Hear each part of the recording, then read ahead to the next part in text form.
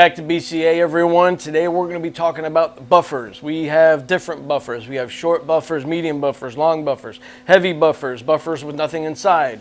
Well, that's because there is a large variety of different buffers there. Actually, there's a large variety of different companies that make and provide different buffers. Are there a large variety? There's different weights, yes. And what makes the buffers weigh are these right here. So what I did was I took your steel weights that are in a rifle buffer here, and I took them out so that everyone can see. Look at these weights. These are the weights. Weights can be made out of steel. Weights can be made out of tungsten. Tungsten being a heavier, even though it has the same mass and the same volume as steel, it is heavier. So what that does is it provides a little bit more weight in a smaller or the same size buffer, depending on what caliber you have, what length barrel you have, what length gas system you have, what length buttstock you have. As you see here, I've got two rifle length buffers here, which are for the traditional A2 style fixed buttstock.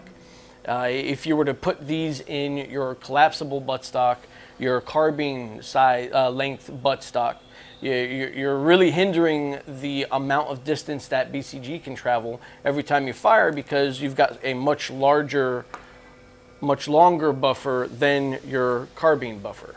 So let's talk about what the buffer does. What does the buffer do? Everyone knows, okay, yes, the buffer absorbs recoil, so you're not feeling all of that into your shoulder. And that is part of what your buffer is meant to do, but it's not the only thing the buffer does.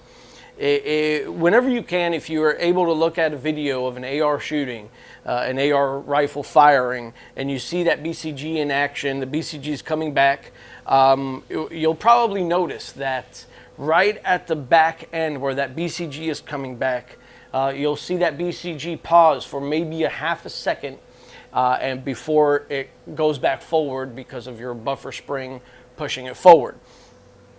So what happens with your buffer and all these weights that are inside is all that kinetic energy that is following with the BCG to the back. All that energy is then transferred to your buffer, which is then transferred to all these weights that are back here in the buffer.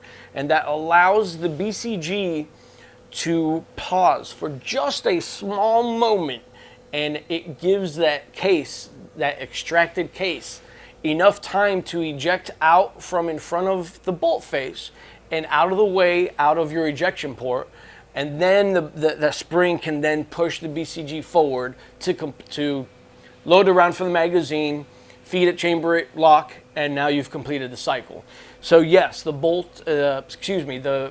buffer is meant to absorb that recoil so you're not feeling it, but it's also to give that BCG just an extra small quarter of a second so that case can get out of the way and eject from the rifle properly so that the BCG can then load the next round. So as you said earlier, there's several different weights in the buffers. You've got your standard carbine weight.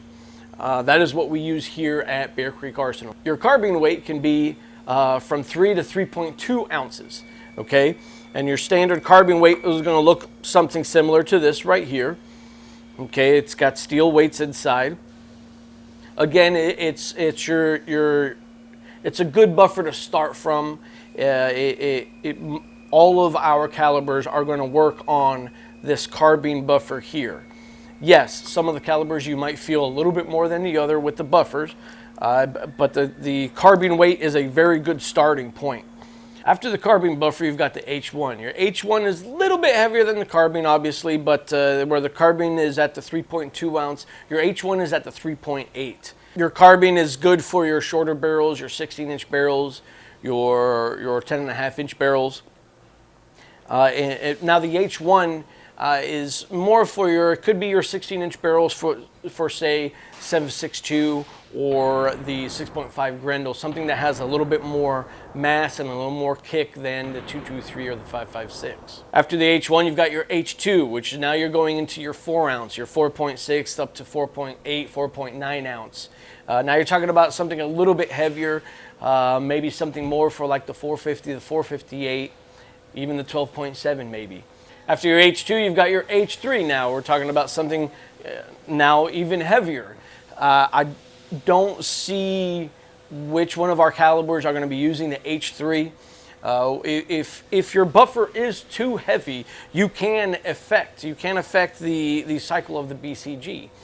You can cause the common short stroking, which when you fire, the BCG will come back, it'll extract the case, and it might even eject it, but it won't load a round from the magazine. That BCG is not being allowed to come back all the way, so if that buffer is too heavy, it can slow that BCG down prematurely, not allowing it to load a round from the magazine. With the H3 buffers, you're going into your 5 ounces now. Something else that is also a 5 ounce would be your rifle length buffer here. As you can see, again, your buffer length and your carbine length, and with the H3, it's the same weight as your rifle length, just in the carbine length. Okay, so don't confuse the carbine weight with carbine length. You can have a rifle buffer that is also a carbine weight, but is the rifle length. Thanks for watching, everyone.